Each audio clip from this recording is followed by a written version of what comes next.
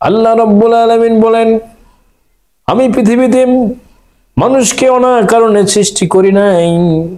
আল্লাহ রাব্বুল আলামিন বলতেছেন, ও জিন জাতি আর মানুষ জাতি, তোমাদেরকে আমি সৃষ্টি করেছি একমাত্র আমার গোলামির জন্য, আমার দাসত্বের জন্য। বলেন না সুবহানাল্লাহ। তাহলে আমরা বুঝতে পারলাম আল্লাহ রাব্বুল আলামিন অনাকারণে আমাদেরকে সৃষ্টি করেন নাই, জিন জাতিকে অনাকারণে সৃষ্টি করেন নাই। আল্লাহ রাব্বুল আলামিন সৃষ্টি করেছেন তার দাসত্ব করার জন্য, তার গোলামি করার জন্য। আমরা দাস, আমরা গোলাম, আমরা প্রভুর সামনে গোলামের মতন নিচু হয়ে থাকতে হয়। গোলামকে নিচু হতে হয়, সব থেকে নিচু হতে হয় গোলামকে।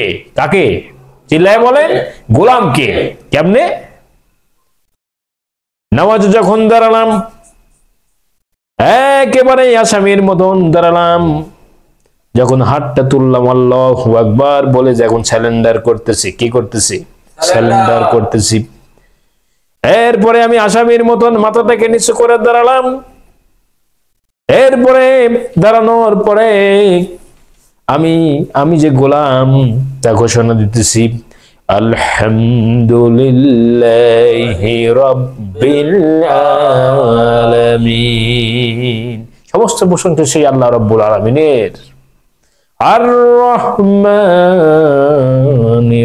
রহিম, পরম করুণাময়, অসীম দয়ালু আল্লাহর নামে কি করতেছে? তিনি মেহেরবান। এটা গোলামের বাণী। মালিকি ইয়াউমিদ্দিন, বিচারের দিনের, বিশাল দিবসের মালিক তিনি। এই দিনের দুই রকমের ব্যাখ্যা হয়েছে। একটা হলো দিনদারি, একটা হলো কি বলেন? দিনদারি। আর একটা হইলো ইমানদারি। কি দাড়ি? ইমানদারি। দিনদারি আর ইমানদারি। দিন কিন্তু আবার দুই রকমের আছে, যেমন দিনদার আর দুনিয়াদারি এর এক রকমের। আসেন একটু পার্থক্য বোঝাই। আল্লাহ রাব্বুল আলামিন, আমি তেলাওয়াত করেছি যে আল্লাহ তাআলা বলতেছেন, আমি তোমাদের এমনিতে সৃষ্টি করি নাই, আমার দাসত্ব আমার গোলামির জন্য সৃষ্টি করেছি। তাহলে আমার দেশে অধিকাংশ মানুষেরা ইসলামটারে এমন পর্যায়ে রেখেছে যেটা বলার ভাষা রাখে না। যেমন নামাজ, রোজা, হজ, যাকাত, কুরবানি, এইগুলারই শুধু ধর্ম মনে করছে। এগুলারে কি মনে করছে? ধর্ম মনে করেছে। আসলে কি তাই? আসলে তো তাই না। নামাজ, রোজা, হজ, যাকাত, কুরবানি এইগুলা হচ্ছে বুনিয়াদি ইবাদত। কি ইবাদত? বুনিয়াদি ইবাদত। ইবাদত কি? বুনিয়াদি ইবাদতটা কি এটা আগে বোঝার দরকার। আপনি যে কোনো ব্যবসা করবেন, আপনার পুঁজি লাগবে না? পুঁজি তো লাগবে। তে নামাজ, রোজা, হজ, যাকাত, কুরবানিটা হলো আমাদের পুঁজি। আমাদের কি? পুঁজি।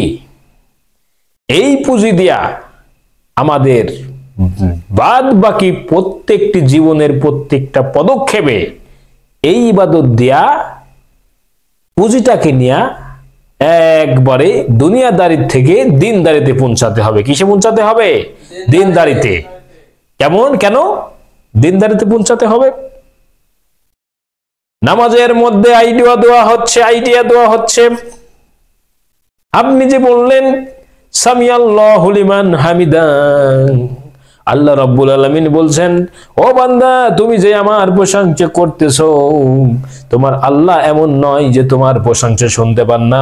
প্রশংসাকারীর প্রশংসা আল্লাহ রাব্বুল আলামিন শুনতে পান। বলেন না সুবহানাল্লাহ। প্রশংসাকারীর প্রশংসা আল্লাহ রাব্বুল আলামিন শুনতে পান। তুমি যে নামাজের মধ্যে দাঁড়াইয়া আল্লাহর শুকরিয়া যাপন করতেছো, আল্লাহ তাআলা খুশি হয়ে যান। আল্লাহ তাআলা খুশি হয়ে বলতেছে, প্রশংসাকারীর প্রশংসা মানে তুমি যে আল্লাহ রাব্বুল আলামিনের জন্য খুশির জন্য যে তুমি আল্লাহ রাব্বুল আলামিনের শুকরিয়া যাপন করলে, আল্লাহ তাআলা বলছেন আমি শুনতে পাই। সুবহানাল্লাহ। শুধু তাই নয়, নামাজের মধ্যে সুবহান রাব্বিয়াল আযীম বলেছো, সুবহান রাব্বিয়াল আলা বলেছো।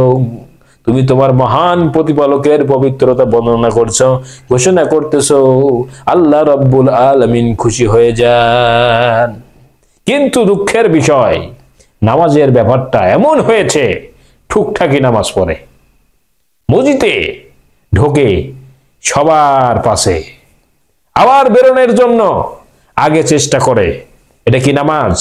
ইমাম সাহেব যদি একটু কেরাত বড় করে, পিছনের থেকে কাশি দেয়, সিগন্যাল দেয়, এইগুলো চরম বেয়াদবি। তুমি যেমন সামনে নামাজ পড়লে হবে না। আল্লাহ রাব্বুল আলামিন বলেছেন, ইয়া আইয়ুহাল্লাযীনা আমানুস্তাঈনু বিস-সাবরি ওয়াস-সালাত। আল্লাহ রাব্বুল আলামিন বলেন, যেমনি সামনে তুমি সালাত আদায় করলে হবে না। ইয়া আইয়ুহাল্লাযীনা আমানুস্তাঈনু বিস-সাবরি ওয়াস-সালাত, হে ঈমানদারেরা, তোমরা ধৈর্যের মাধ্যমে সালাত আদায় করো। ইন্নাল্লাহা মা'আস-সাবিরিন। সুবহানাল্লাহ। আল্লাহ তাআলা বলতেছেন, তুমি যেমনে সামনে নামাজ আদায় করলে তো হবে না। পাইকারি রেটে তো আল্লাহ তাআলা খালি ঢিপ থবো পাইকারি রেটে, আর আল্লাহ তাআলা সেই নামাজ কবুল করে নেবেন, তাই কি হয় নাকি? আল্লাহ রাব্বুল আলামিন বলছে, হে আমার ঈমানদার, তুমি ধৈর্যের সাথে তুমি সালাত আদায় করো, ধৈর্যের মাধ্যমে চাও। আল্লাহ তাআলা কিন্তু তারপরে বললেন না যে আমি নামাজের সাথে আছি। আল্লাহ তাআলা কি বললেন? ইন্নাল্লাহা মা'আস-সাবিরিন। আমার কাছে চাও, আমি নিশ্চয়ই আমি আল্লাহ রাব্বুল আলামিন ধৈর্যশীলদের সঙ্গে আছে। বলেন সুবহানাল্লাহ। এখন ধৈর্যশীলটা কি? আপনি দূরে বসে ফাঁকা ময়দানে সালাত আদায় করবেন, নামাজ আদায় করবেন। আপনারা সকলে বলেন, দূর থেকে বোঝা যাবে কিনা যে ওই ব্যক্তিটা একটি নামাজ ইবাদত করতেছে, তার নাম হলো নামাজ? বোঝা যাবে না? নামাজটা দেখানো যায়। আপনার দৃষ্টিভঙ্গি, আপনার আচার থেকে বোঝা যায়, উদ্বোস থেকে বোঝা যায় যে আপনি সালাত আদায় করতেছেন। সেইটা আপনি আল্লাহর উদ্দেশ্যেই করেন অথবা মানুষ দেখানোর জন্যই করেন, এইটা কিন্তু দেখা যায়। এখানে কিন্তু ধৈর্যের প্রমাণ পাওয়া গেল না। ধৈর্য কাকে বলেন? ধৈর্যশীল কারা? ধৈর্যশীল কেমন? কঠিন বিপদের মধ্যে পড়েও যে আল্লাহ রাব্বুল আলামিনের প্রতি তাওয়াক্কুল করে বসে থাকেন, আল্লাহর দিকে চেয়ে আসেন, কেমন ধৈর্যশীল? ধৈর্যশীলকে আপনি খুঁজে পাবেন না। আপনার বগলের নিচে একজন ধৈর্যশীল বসে থাকবে, আপনি মোটেও ঠিক পাবেন না। বলেন না সুবহানাল্লাহ। তাহলে নামাজটা দেখানো যায়। রোজা করে গল্প করলে, কোনো কিছু না খাইলে, মানুষের মধ্যে চললে অহংকারের ঠেলায় বলতে পারে আমি রোজা আছি। যাকাত দিলে বলতে পারবে আমি যাকাত দিছি। কেন? ঢোল পিটানো হয়। আমি তো মনে করি বড় গরু নেয়, মালা নেয়, অমক সাহেবের অমক গরু। আপনি এটা কেন করলেন? আমার তো মনে হয় তাহলে এখন যিনি কুরবানি দিবেন বড় সাহেব, তাকেও ওই গরুর সঙ্গে নিয়ে ঘোরানো উচিত, কারণ মানুষেরা দেখুক কোন সাহেবের কোন গরু। কথা ঠিক না? আপনি এটা কেন করলেন? আল্লাহ তাআলা তো আপনি তাওয়াক্কুল দেখবেন। ধৈর্যের ব্যাপারটা যে কথা বলতেছিলাম, প্রচন্ড ধৈর্যের ব্যাপার। কেমন? হযরত ইব্রাহিম আলাইহিস সালামকে নমরুদ আগুনের মধ্যে যখনই ফেলে দিল, তাহলে সেখানে কেমন ধৈর্যের দরকার। ফেরেশতা এসে বলতেছে আমার কাছে সাহায্য চাও, আমি তোমাকে সাহায্য করব।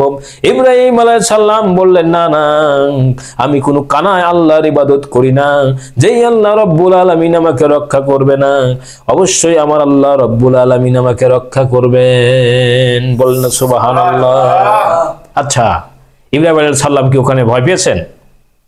তিনি ধৈর্য ধরেছেন, আল্লাহ রাব্বুল আলামিনের প্রতি তাওয়াক্কুল করেছেন, আল্লাহ রাব্বুল আলামিন আগুন থেকে রক্ষা করেছেন। এই জন্য কবি বলেছে, এখনো যদি ইব্রাহিমী সন্তানদেরকে আগুনের মধ্যে ফেলে দেওয়া হয়, জ্বালানো হয়, পোড়ানো হয়, আর ইব্রাহিমী ঈমান যদি থাকে, আগুনকে ফুলের বাগান বানানোর শক্তি আল্লাহর আছে। বলেন সুবহানাল্লাহ। ইব্রাহিম ঈমান নাই, যেই কথা বলতেছিলাম, ইব্রাহিমী ধৈর্য নাই। আমাদের লাগবে ধৈর্যের সহকারে সালাত আদায় করতে হবে। ঠুকঠাক করে দুইটা সিজদা মারার কোনো দাম নাই, আরো পাপ নিয়ে আসতে হবে। কেন? ফাওয়াইলিল মুসাল্লুন আল্লাযিনা হুম আন সালাতিহিম সাহুন। দুর্ভোগ সেই সমস্ত নামাজীর যারা নামাজের ব্যাপারে উদাসীন, যাদের কোনো নেতা ঠিক নেই। নামাজের কোনো ঠিক ঠিকানা নেই, আসে দু চারটা ঢিপ মারি চলে যায়। এটা কি নামাজ হতে পারে? তারা এগুলা কেন করে? আল্লাহ জিনা হমি রউন, তারা কেন করে? এগুলা মানুষ দেখানোর জন্য করে। বলেন নাউজুবিল্লাহ। আমি কেন মানুষকে দেখানোর জন্য সালাত আদায় করতে যাব? আমার সিজদা ঠিকই দিতে হচ্ছে, আমাকে কিয়াম ঠিকই করতে হচ্ছে, আমাকে রুকু ঠিকই করতে হচ্ছে। আমি কেন মানুষ দেখাতে যাব? কোন কারণ আমি মানুষকে দেখাবো? আমার এই মাথার মধ্যে ঢোকে না। আমি কেন সমাজ দেখানো নামাজ পড়তে যাব? লাভ কি? এই সমাজ তো আমাকে কিছুই দিতে পারবে না। এই সমাজ কারণে কোনো কিছু দেয় না। এই সমাজ খালি নিন্দার দিতে পারে, মানুষকে বুঝতে চায় না। অলিগণ, সাহাবাগণ, তবে তাবিনগণ যেমন রাষ্ট্র শক্তিতে নবীগুলা বাধা পেয়েছে। আমি যে কথা বলতেছিলাম, এই নামাজ দিয়ে কি হবে? এই বুনিয়াদি ইবাদত। আল্লাহ কেন নামাজের কথা বললেন? আমি বলেছিলাম আমাদেরকে ইবাদত করার জন্য পাঠানো হয়েছে। তাহলে এই নামাজ দিয়ে কি হয়? নামাজটা না পড়লে কি হবে? নামাজটা না পড়লে কি হবে? গুরুত্ব দিয়ে শুনতে হবে মুসলমানদের এই কথাটা। কেন নামাজের গুরুত্ব দেওয়া হলো? ইন্নাস সালাতা তানহা আনিল ফাহশাই ওয়াল মুনকার। নিশ্চয় তুমি এই সালাত আদায় করো হে রাসূল, নিশ্চয় এই সালাত পাপাচার অশ্লীল কাজ থেকে মানুষকে ফিরিয়ে দেয়। সুবহানাল্লাহ। আচ্ছা, আল্লাহ বলছে সালাত পাপাচার অশ্লীল কাজ থেকে মানুষকে ফেরাই। আমরা যে সালাত আদায় করি, আপনারা বলেন এই সালাত থেকে কি আমরা পাপ কাজ থেকে ফিরতে পারি? আমরা ফিরতে পারি না। তার মানে হইল আমাদের সালাতটা হচ্ছে না। মানুষ দেখানো সালাত, এই সালাতের তো কোনো দাম নাই আল্লাহর কাছে। আমাদের সালাতটা যদি হইতই তাহলে তো আমরা পাপ কাজ থেকে ফিরতে পারতাম, ঠিক না ভাই? তার মানে কি? তাই বলে কিন্তু আমি এই কথা বোঝাতে চাচ্ছি না যে এই জন্য সালাত ছেড়ে দিতে হবে, পাপ কাজ থেকে ফিরতে পারছে না বলে, না। আল্লাহ রাব্বুল আলামিন বলছে আমার রহমত থেকে নিরাশ হয়ে যেও না। কিসের থেকে? রহমত থেকে। আমরা আল্লাহ তাআলার রহমত থেকে কখনো নিরাশ হব না। সালাত কেন আদায় করতে হবে আমি এই কথাটুকু সংক্ষিপ্ত সময় বলার চেষ্টা করছি। আল্লাহ রাব্বুল আলামিন আমাকে পৃথিবীতে পাঠালেন তার দাসত্ব, তার গোলামি করার জন্য।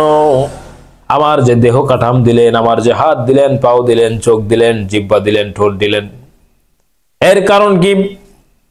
আমি যে আসামির গোলামির নমুনা, সর্বশ্রেষ্ঠ নমুনা, গোলামির সর্বশ্রেষ্ঠ নমুনা নামাজের মাধ্যমে যেরকম প্রমাণিত হয়, অন্য ইবাদত দিয়ে সম্ভব নয়। কিভাবে? আপনি যখন নামাজে গেলেন, রুকুতে গেলেন, সিজদায় গেলেন, আপনি বলছেন সুবহানা রাব্বিয়াল আলা, পবিত্রতা ঘোষণা করছে আল্লাহ রাব্বুল আলামিনের। সুবহানা রাব্বিয়াল আজিম, সুবহানা রাব্বিয়াল আলা। এই যে আলা বললেন আপনি, আলা মানে হচ্ছে আরবিতে সব থেকে বড়। কি বলেন? আলা মানে আল আলা, আল্লাহ হচ্ছে বড়, এর থেকে বড় আর হয় না। আর আমরা হচ্ছে আসফাল মানে ছোট। আপনাদেরকে একটা উদাহরণ দিই। আমি আল্লাহর গোলাম, আমি নামাজের মাধ্যমে আমার কপাল এবং নাক দিয়া এই জমিন নামের জায়নামাজে ঠেকাই দিয়ে আল্লাহরে বলি, আল্লাহ আমি তোমার গোলাম, আমি অন্য কারোর গোলাম না। নামাজে যতটা মানুষ নিচু হতে পারে, ছোট হতে পারে, দেহ কাঠামকে দিয়ে ছোট করতে পারে, অন্য কোনো ইবাদত দেয়া সম্ভব না। আমি হলাম ছোটর ছোট, একেবারে নিকৃষ্টতম ছোট, একেবারে সূক্ষ্ম ছোট। আর আল্লাহ রাব্বুল আলামিন হলো আলা আলা, বড়র বড়। তাই আমার সিজদাতে, আমার নত হওয়াতে আল্লাহ রাব্বুল আলামিন খুশি হয়ে যাবেন। আর আল্লাহ রাব্বুল আলামিনকে একমাত্র পাওয়ার উপায় সেটা নামাজে। কিসের মাধ্যমে? নামাজের মাধ্যমে। তাহলে প্রত্যেকটা মুসলমানকে গুরুত্ব রাখতে হবে এই নামাজের ব্যাপারে। as-salatu মিরাজুল মুমিনিন, এই সালাতে এই মিরাজের মুমিন আল্লাহ তাআলার সাথে মুমিনদের সাক্ষাৎ হবে। কিন্তু কি কোন সালাত? গুরুত্ব রাখতে হবে। নবীজি বলেছে সালাত পড়লেই আদায় করলেই হবে না, তোমরা সেইভাবে সালাত আদায় করো যেইভাবে আমাকে দেখো। কথা কি বোঝা গেল? এই জন্য আমরা এই সালাত গুরুত্ব সহকারে আদায় করব। আর যদি সালাত এই ঠুকঠাক করে মানুষ দেখানোর জন্য আদায় করি তাহলে কিন্তু কোনো কাজ হবে না। এই সালাতের ব্যাপারে অসংখ্য কথা আছে, আমি এই স্বল্প সময়ে এই কথা বলে শেষ করতে পারবো না। যতটুকু বলেছি আল্লাহ রাব্বুল আলামিন আমাদেরকে আমল করার তৌফিক দান করুক। সকলে বলুন আমিন। আসসালামু আলাইকুম ওয়া রাহমাতুল্লাহি ওয়া বারাকাতুহু।